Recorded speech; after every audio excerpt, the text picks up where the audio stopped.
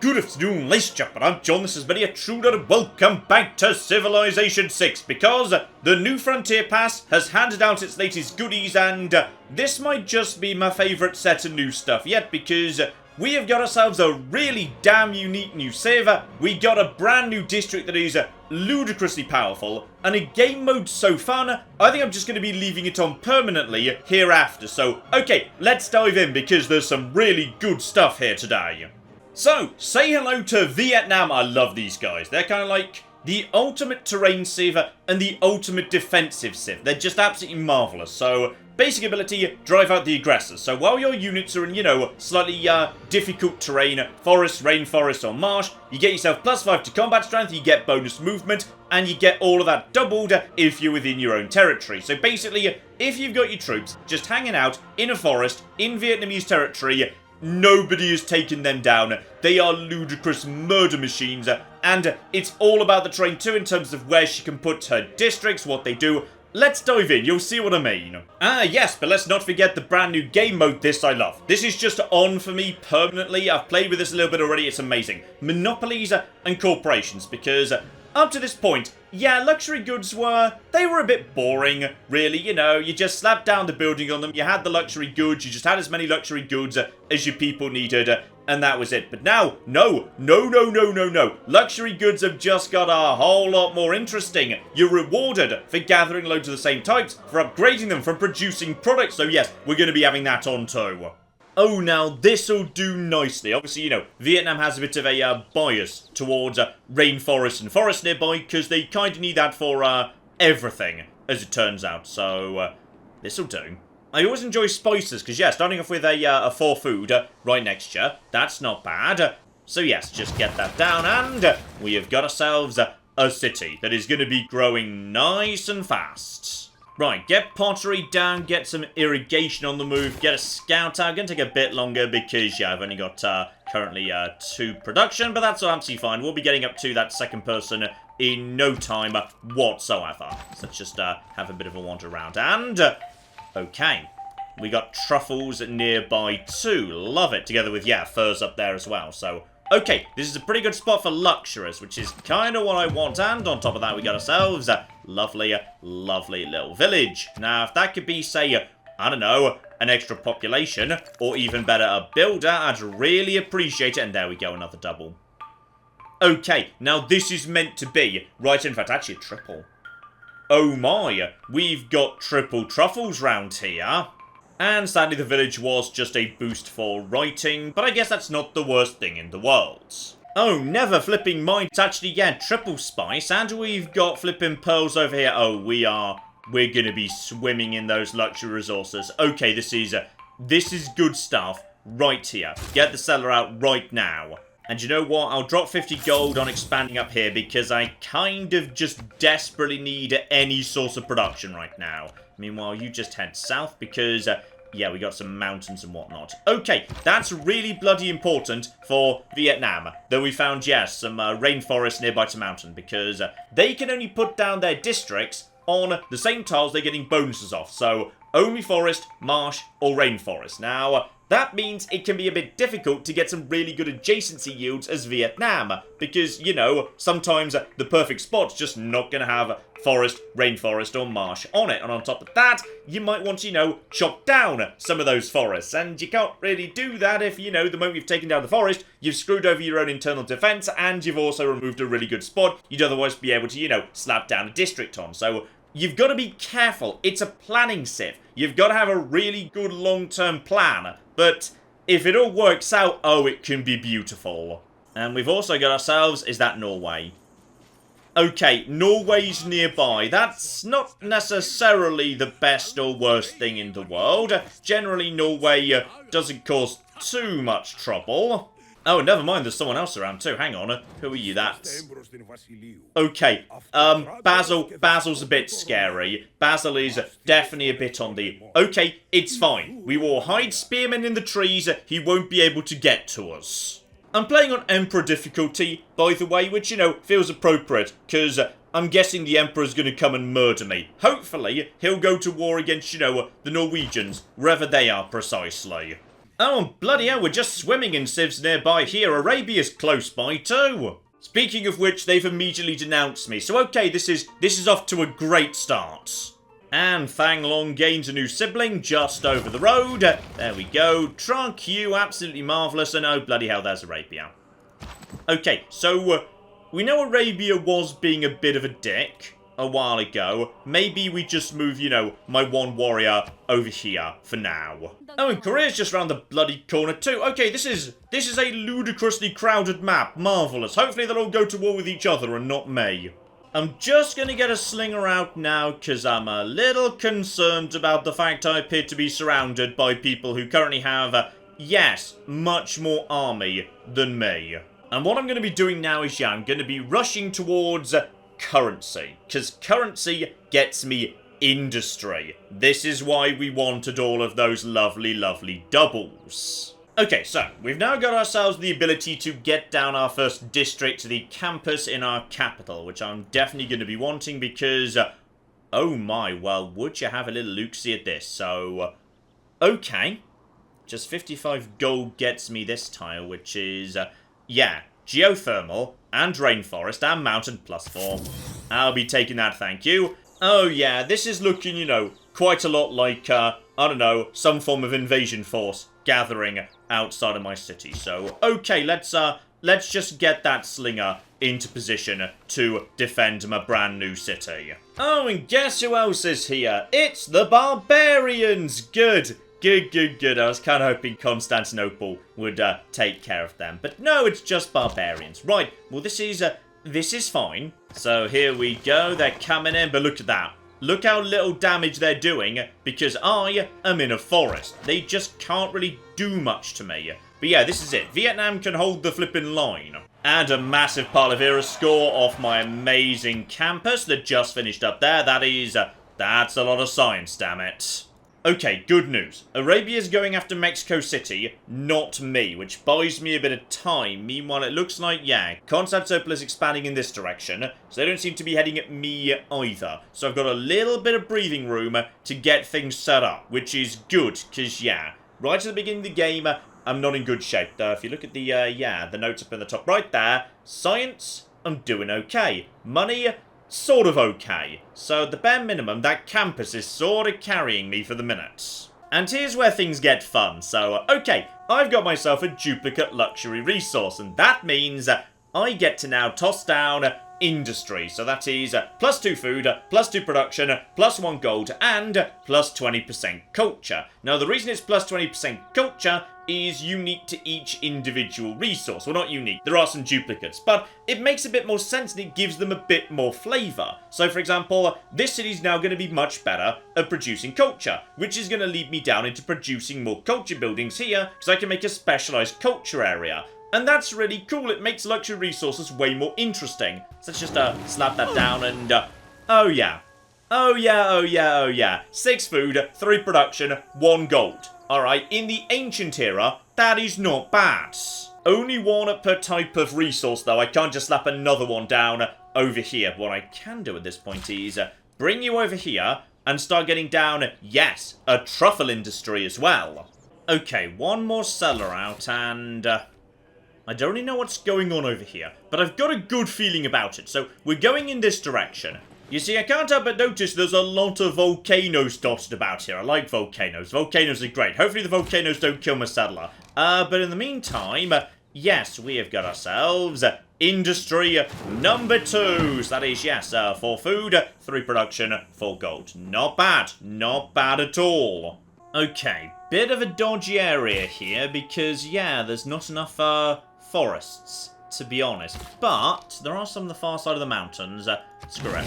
I'm going to settle down here. I'm sure that mountain won't explode, and if it does, it's kind of a good thing anyway, so it's fine. Okay, we got ourselves mysticism. And previously that wouldn't really have bothered me too much, but say hello to the brand new district, the Preserve. So, okay, gives a nice bit of housing based on appeal. Probably doesn't sound particularly exciting. You know, also culture bombs, adjacent neutral tiles, so you can't actually steal anything. It's not a full culture bomb, it's just like a mini culture bomb against neutral areas, and boost their appeal. Doesn't that sound, you know, nice-ish. Not really game-changing. Oh no, this thing is a ludicrous mega beast. Oh, and I think we've got just the right spot to show it off too. So, okay, appeal is essential when you're talking about these things, because the preserve is going to make everything around it just a little bit nicer. Alright, and the nicer the tile around it, the more ludicrous the benefits are going to be in the long run. So, standard rules apply. I'm Vietnam, so I have to build in a forest. So what we're going to do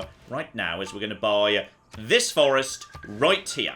And we are going to get down a beautiful preserve. And to be honest, this is really good to do anyway, because this is just, you know, a neutral culture bomb. So as a result, like, all this land is just going to belong to me instantly, without me having to buy it super fast. So a preserve is useful just for, you know, very rapidly expanding a young territory. And these things are cheap. Like, you know, 22 turns when I've got a population of 1. That's pretty good. That's not bad in the slightest. So yes, as soon as that's done, oh, we're going to start seeing some really nice benefits from that. In fact, this position's going to be gorgeous. You mark my words.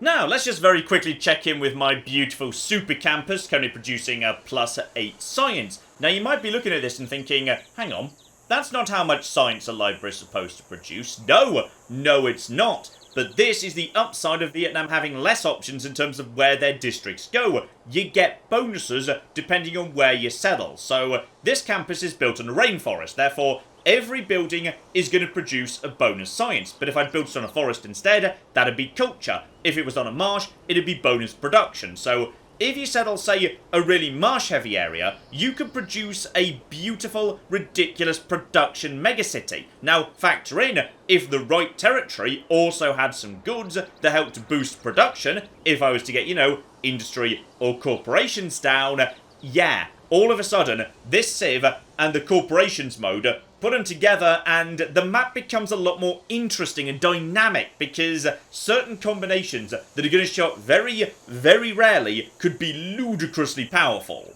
And here we go, I now own just, you know, a giant pile of land for free. And that land just became really damn nice. Now, you're probably thinking, okay, so it's nice, what's the big deal? The big deal is the buildings that you can put up inside the preserve. Right from flipping mysticism, alright? Right from the beginning of the game, you can get yourself a growth down. So, if the adjacent tile is charming, i.e. light green in the appeal filter, that is +1 food, +1 faith.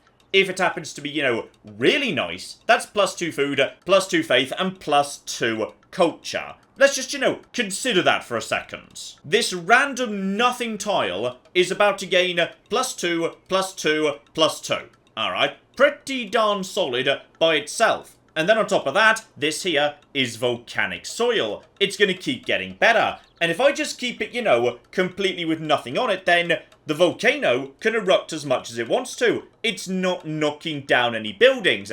Empty tiles can be worth a lot more than, you know, actually nice ones. So, irritatingly, the only bloody iron I've got access to is right here. So, we're going to build that for now. We might knock it down later when we don't need iron anymore. But as for the spices, no. What's that going to get me? +2 gold. That's nothing compared to +6 between food, faith, and culture. Especially as faith and culture are relatively hard to get. Okay, hilariously, it's turn 79. I've only just got my pantheon down, so I suspect I might be a bit late to the religion game, yes. I tell you what, screw it. As I've got a city that's between 2 volcanoes, I'm going for Fire Goddess.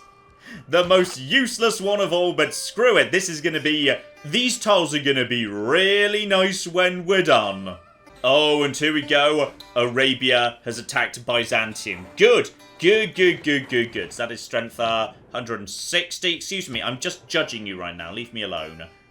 Arabia has more, but they've also completely failed to take out Mexico City. So good. These idiots are now going to start punching each other in the face. Oh, never mind. Basil's decided he wants to do 2 wars at once, which is... alright, you know what? You want to try it, mate? Alright, bring it on. Let's see how Rome does versus Vietnam, because, spoiler warning, it ain't going to go well for them. I've already got walls up right here, and, yeah, you're not getting him. Alright, I'm sorry, but you're 100% not. Just start, you know, just laying down a bit of the old fire right over here. And, yeah, the only downside is I really need to be in the forest, ideally. But, for the time being, yeah, I've got archers right here. Just start laying down the old fire. They're not getting him. And here we go. A lovely chariot's going to try and attack my warriors, so he should have done, you know, okay there, but he didn't. My warriors are destroying him because he attacked into the Vietnamese forest, and basically that's a bad call by him. So, here we go. My slinger's obviously in a little bit of trouble, but that's all absolutely fine. We got plenty of backup coming in too. And he just keeps trying, bless him. I think the AI might be saying, hey, you're a chariot, and you know, that's not anti-cavalry, so how about you go and give it a go? And it's not going to work out for him. It's really not at any point. Vietnam are just going to flipping destroy you, buddy. And this is the key, of course. If I step out of the forest, this guy's almost dead, but he'll take half my health bar away if I step out of the forest. Because at that point, I lose all my advantages. So instead, I just hide right here. And there's just nothing he can do about it. Oh, but something wonderful is about to happen down south, by the way. So, take a look at these yields, because those aren't going to be the yields for too much longer, actually. No. No, no, no, no, no. Oh my goodness, will you take a look at that. So, okay, this completely unimproved tile is now producing 4 food, 2 production, 4 faith, and 2 culture, which is pretty darn good. Consider the amount of culture this is producing. That's a third of all the culture I've got in the bloody world. And this unlocks with mysticism. Like, is that ancient or classical? It's really bloody early anyway. Oh, and what do I spy over the mountains? That might just be the best flipping campus I've ever seen. So yeah, +6 right there. So 3 from mountain, 1 from, like, a different mountain on the other side, and 2 from geothermal.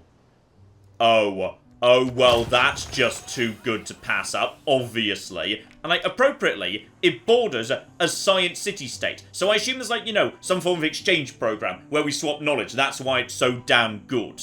But seriously, this one district and that one tiny building has just created these tiles, which I'm guessing my people have just started. Yeah, at this point, everyone's ignoring the coffee plantation and, like, the spices because, to be honest, they are kind of relatively garbage. And I'm going to force people back onto this because that's still a decent amount of production. The problem is, yeah, you kind of need to manually manage this because the AI says, oh my goodness, that's a lot of yields. We'll be going for those yields, obviously. And it kind of overlooks the fact that, yeah, sometimes there might be a lot of food but not enough actual production.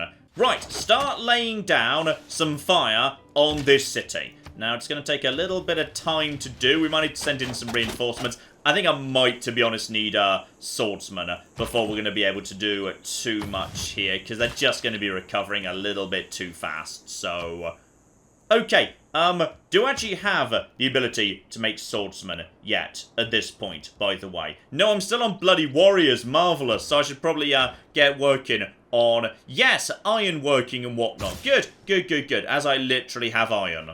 Okay, you guys, just nip on home for a second, heal yourselves up, in like a couple of turns we'll upgrade ya. Oh, look who's come crawling back, oh no. Oh no, no, no, no, no. Buddy, I think you need to suffer a little bit more first, actually. Here we go, 3 archers now in position, and on top of that, my swordsmen are very much ready to go. So just get in over there, doing some lovely, lovely work, absolutely spectacular right there. And that should be everybody nice and dead. Right, so that's gonna be my city. Now, we'll be having some of that. It's not even a particularly good city, to be honest. I just kind of, you know, wanted to make sure everyone understood, don't mess with me. And also be having, I'll be having a giant pile of scientists and whatnot. Lovely. And sadly, I think I'm going to just miss out on a golden age. But what can you do, eh? Also, the Vietnam soundtrack just starts flipping popping when you hit medieval. Just that in the background right now. That's some good stuff. I like that. So, okay, let's just stay on that. That worked out pretty well for me. And now, my friend, now you're down to 2 awful little cities. Okay, now he doesn't want to. Okay, well this is interesting. I mean, I guess I'll go and take the rest of it if you insist. Okay, slight issue. There may have been a small military emergency declared against me, which Norway's decided it wants in on, as does Arabia. Okay, that's slightly concerning, yes.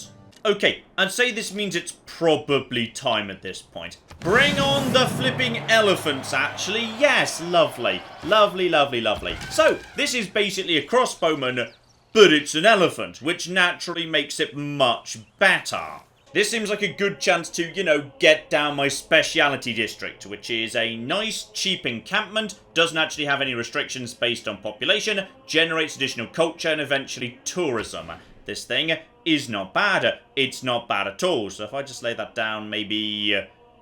I don't know where they're going to be coming from, but this is +4 culture, so it seems like a good thing, and it's kind of a useless tile. So let's get that done, in case, you know, Arabia gets any ideas.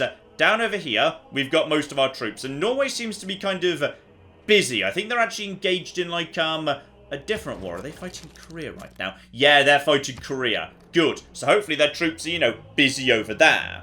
That's a-okay, because I've got my special elephant troops here. My elephant troops will help me, because my elephant troops can just go over here and then say, screw you, you're like half dead already, and then they just, like, you know, naff straight back off out of range, which is very bloody convenient. I mean, just lay down an attack on the city, see what that does, and, I mean, -20 is...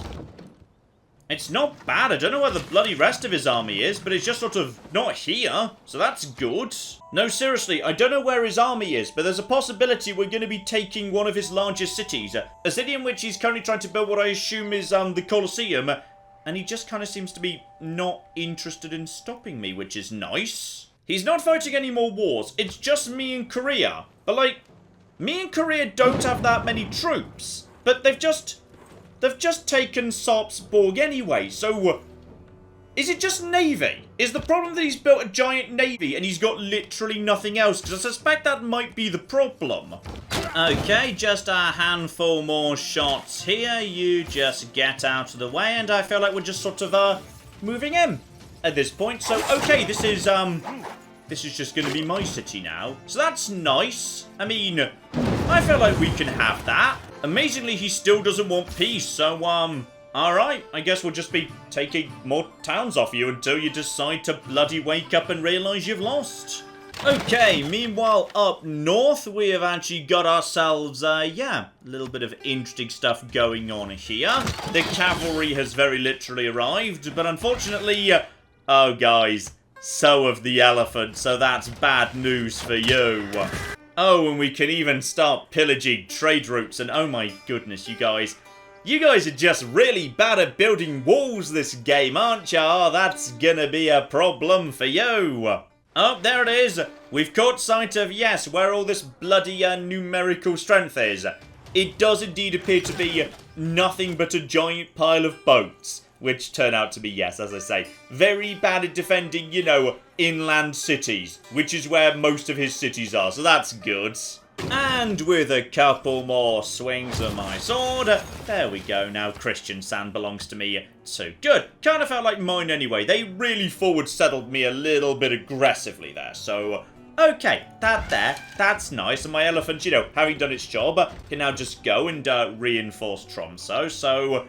okay, that's nice. We've now doubled the size of the empire, basically because other people just kept being dicks to me, so now it belongs to me. And I'll tell you what, this place has actually got, you know, an alright little campus here. Yeah, at this point we're even actually, yeah, we're sinking his units before they're actually able to, get to us, then before he can return fire. I mean, being able to move fire, then move again is just such a ludicrously strong ability. This is such a good Civ unique unit, it's really damn strong. I mean, bless them, they're finally bringing out the big guns. Flipping pikemen are showing up, but it's just... it's too late. So I can step outside, fire, then immediately retreat. Ah, now here's a rather good moment as well. So, medieval fairs. Normally, you know, a pretty decent little civic. Nothing too dramatic, to be honest. But if you're Vietnam, something a bit special happens. And by the way, I just sort of win the crusade. So that's nice. Okay, are you guys ready to surrender now? Because I think we should... Seriously, guys, you've been beaten. I'm not sure you've got any bloody... No, he's got no troops left. Here we go. Arabia's decided to, you know, chill out. Marvellous. And I feel like everyone's realised it's a bit of a lost cause. You know what? Screw it. Everybody can now be at peace. Apart from you. Oh, no. No, no, no, no, no. You're the dick who caused this problem. You don't get peace. Right, bring all the elephants down south. We're now doing a major elephant push. Sorry, about 10 years ago I mentioned that, you know, medieval fairs was really important for Vietnam. Then I got distracted by elephant smashing things. Yes, it's because I get the ability to plant woods really, really early on. And woods give me ludicrous mega bonuses and also, way more importantly, the ability to lay down my districts wherever I flipping choose. Oh, and you know the fun thing about preserves? Yeah, you can stack them in, like, you know, lines, triangles, whatever works best for you. Oh, what a bunch of dicks. They've managed to get some flipping walls up. Okay, well that's going to make life a little bit trickier. Now they've got bloody walls. Okay, as they've got walls, I will accept an unconditional, by which I mean like really, really bloody expensive, surrender. Yes, cede the city, and also your entire treasury, and also a giant pile of money. Now, that's more like it. Just call me the Persians, because I'm bleeding this guy dry. Right, send the elephants home, send the elephants home. Okay, he can keep his naff little 2 cities, whatever. Behind this, though, I've just been building up universities and whatnot, so my science is actually looking pretty darn good. Oh, and there's that golden age at long flipping last, together with banking and all sorts of bits and pieces. Lovely. Okay, so now we're going to be golden. And any chances anyone nearby to us? No, tragically our neighbours aren't in a dark age, otherwise we could have been stealing some cities off them. Still, I will take... Ooh, yes, monumentality. Now this is just the thing, because we could do with a little bit of city right here, just to, you know, fill the gap and reinforce the loyalty. So, alright, now we've got that. I'll just be having one. Oh, I can have a lot of settlers right now. Right, you just naff off over there, take care of that. Now, you're probably thinking, John, why on earth did you settle in the middle there? You're playing as Vietnam, you poor fool. You've forgotten. They need to, you know, have access to forests and whatever. No, no, no, no, no, no. This is where we start flipping terraforming. Because now we just want builders with loads and loads of builds. And we just want to start putting forests basically everywhere. Ideally, you want your entire empire to be forested, if at all possible. Because that means all of a sudden, oh my goodness, now that's a spot. I can have myself an absolutely beautiful little commercial district. And this spot right here, well, that could be a lovely holy site. This is going to be an absolutely sexy as anything flipping campus district right here. Oh, this is all going to be sexy as anything. Oh, and we've just got, a new city. This was Korea's, but apparently they couldn't, hold it. So, I mean, I shan't say no. Why not? Meanwhile, over here... Oh, no, this I love, by the way. So... Okay, I've now got 2 furs, meaning even though this city is tiny, tiny, tiny, tiny, I can just create an industry here right now, which is obviously, therefore, what we're going to be working immediately. And that's going to be a massive boost for this whole territory, because, you know, now it's going to work faster, grow faster, and that makes sense, because it's a territory with an exciting new industry. So you've created a mini boom. It's kind of good for roleplay as well. It just gives your towns more character. I love this mode. Oh, and if you thought things were sexy so far, welcome to economics. Because yes, now things are going to start going a bit bananas. By the way, welcome back to the map. You may, you know, not be sure where you are immediately. Yes, what I've done is I've forested everything. So if I get attacked, I've now got basically giant piles of power, which is marvellous. But there's something more to it than that as well. If any of my units begin a turn inside woods, they get +1 movement. If I just go around my empire, basically taking all my roads and just foresting them, then I can still move freely, because, you know, it's a road, but I still gain +1 to my movement. Basically, I'm building, like, supercharged roads that only I get to take advantage of, which is marvellous. But okay.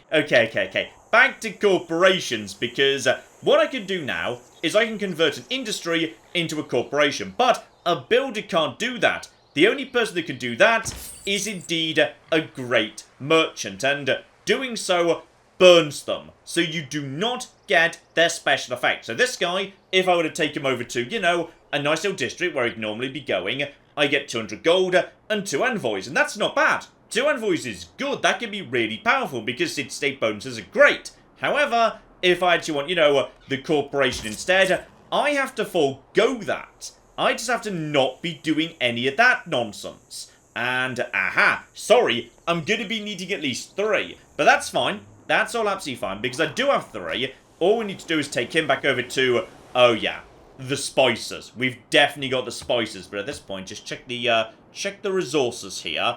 Have I got 3 of anything else? No.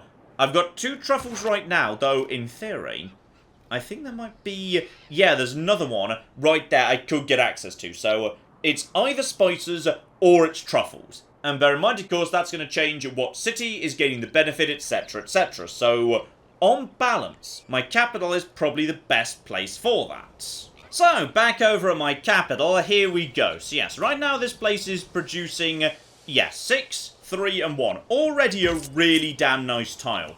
But if you're willing to literally burn a great person, then, oh my flipping goodness, let's create a corporation. And corporations are special. Corporations, you get to name them. So this is going to be sugar, spice, but honestly mainly spice. And that's probably going to be like, you know, cut off, I don't know. Are we actually allowed to have all of that? Yes, we are. There's a very, very generous character limit. Lovely. So yes, that single hex is now worth 8 food, 11 production, and 3 gold. But, oh, that's just the beginning of the story, because now that exists and is yielding plus 40% culture in this city, which is already pretty darn nice, corporations can create something very exciting. There's now a new project. What they can do is they can create a new product, effectively a new spice or like a new brand of spice. And it works like an artifact or a great work of art, except unlike, you know, those which go in museums or whatever, these have to go on stock exchanges. So the reason I can't actually have it yet is because I don't have a stock exchange. And when I say I don't have a stock exchange, I mean, you know, yet. They're coming, they're just, you know, a bit slow. Oh, and do you remember that lovely plan we had a while ago to have, 2 groves back to back over here? Yeah, so, now what we've got right here is unimproved spices representing 7 food, 4 faith, 2 production, and 4 culture on 1 flipping unimproved tile. Random bit of plain over here, 4, 5, 1, 4. Just lovely, just so sexy.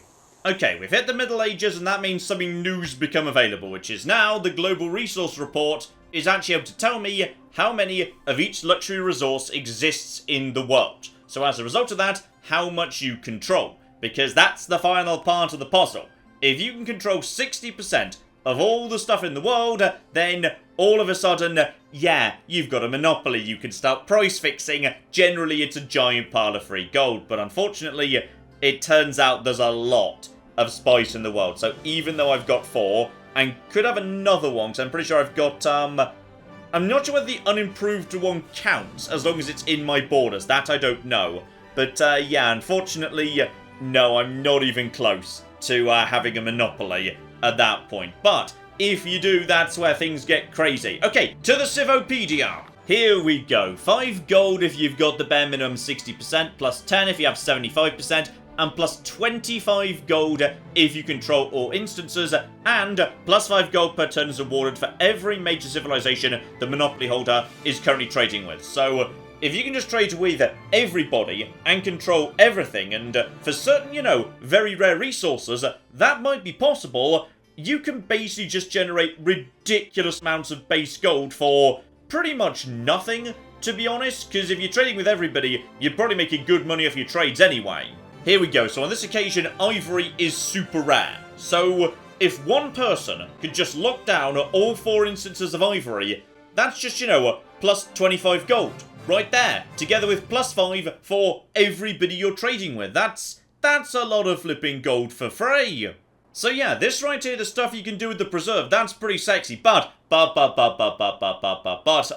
there's more to it than that, because, okay, there's one more tech we haven't actually got to yet, it's still a bit of a way off. Here we go, when you hit conservation, you can build the second tier of building in the preserve, the sanctuary, so at that point, breathtaking tiles have another 2 science, another 2 gold, another 2 production. And while this just happens to be where we've got set up right now, bear in mind, of course, the easiest place to find breathtaking tiles is right next to natural wonders. And natural wonders, very often, you know, are also producing their own culture, their own faith on top of that. And, don't forget, there's various structures you can use to boost appeal, and also, you know, to boost adjacent faith or culture, like various city-state buildings, or if you're in the desert, say, Petra could be used to further improve a tile. So, just in theory, how lunacy on toast can a single unimproved useless tile be? Well, I'm glad you asked, because I've prepared something in a parallel universe. So this here was just a little Greece game that I set up just to learn what was going on with all the new stuff, but I just happened to be really lucky with some of the spawns. So let's just nip down south over here. So, saying out something you probably thought you'd never see in this game, the cliffs of Dover actually being bloody useful for something. So, yes, if we just nip over here for a quick second, we've got the sanctuary together with the grove set up right here, and because there's a natural wonder right there, yeah, the appeal on all these tiles is really, really damn good. So, cliffs of Dover, 2 tiles right there, 4 gold, 5 culture, 2 faith, 2 food, 2 science, 2 production. Just for some random planes, nothing remarkable about them at all. They're actually really good, like 5 culture on a single unimproved tile together with a giant pile of other stuff. It's just, I mean, that's nice. That's just really, really bloody nice right there. And even better if we just wander over here. Yes, I managed to get down a little desert settlement next to Delicate Arch, and I got down Petra, and I also shoved down some lovely, what are they called? The Nazca lines, I think. So, yes, Nazca lines. So, basically, put all that together. Even an improved tile right here is already doing ludicrous stuff. So yeah, that's 6 faith, 5 food, 4 production, 3 gold, and 2 niter. But the unimproved tiles over here are just insane. 5 gold, 2 culture, 4 faith, 4 food, 2 science, 3 production off just some ruins.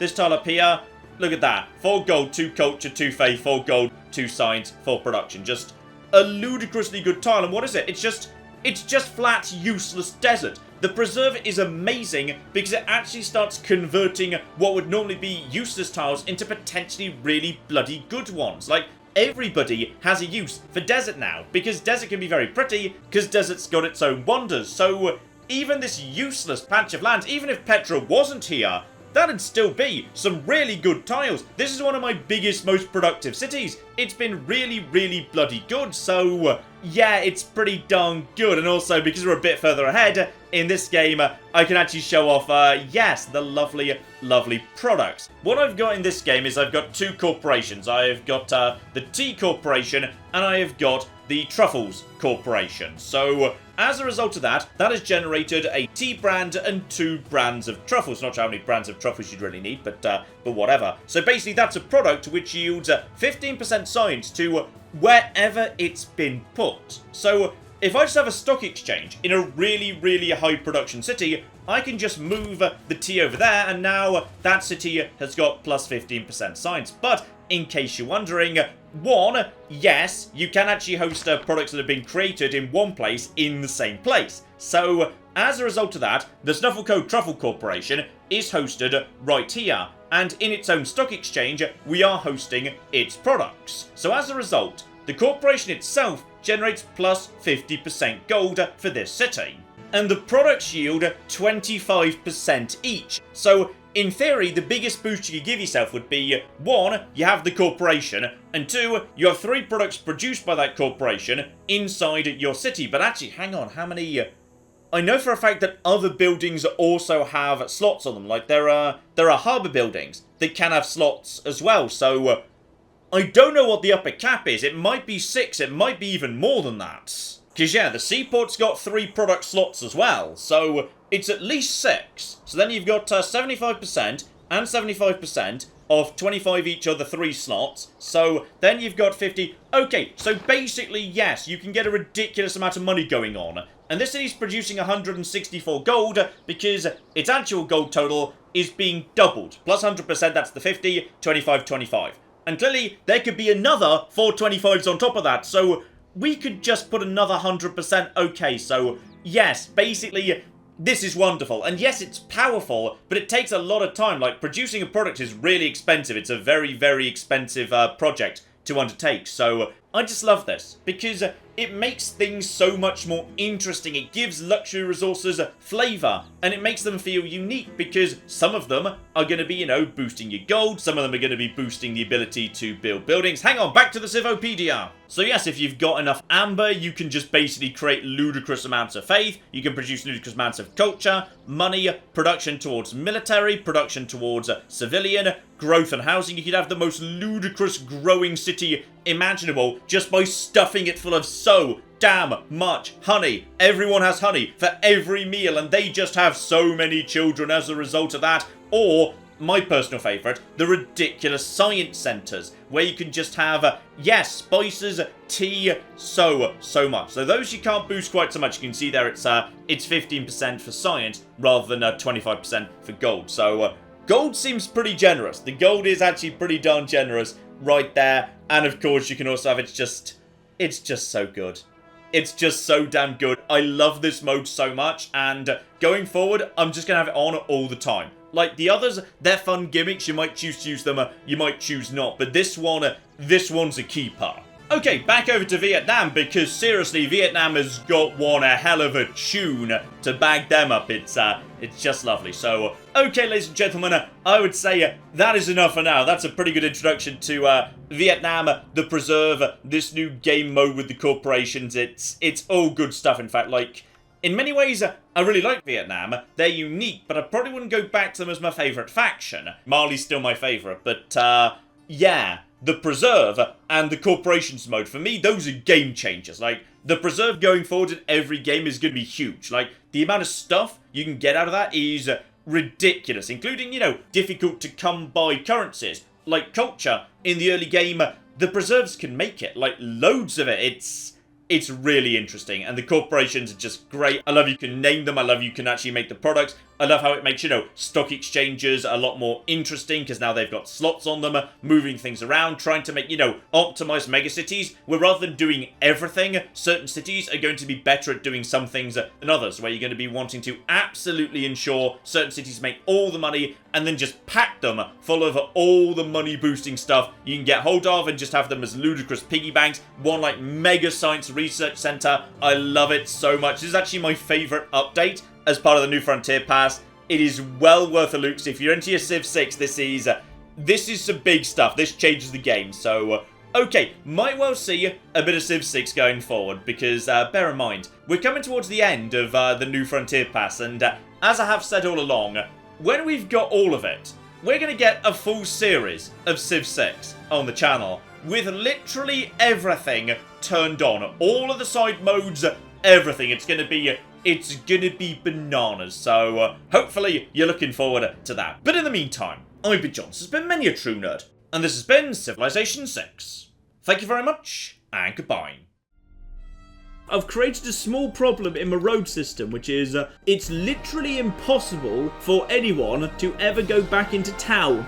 And this building shall be where we produce our zebras. And this much taller building next door is naturally where we produce the giraffes. Does anyone remember how the road system went? I think it was something like this.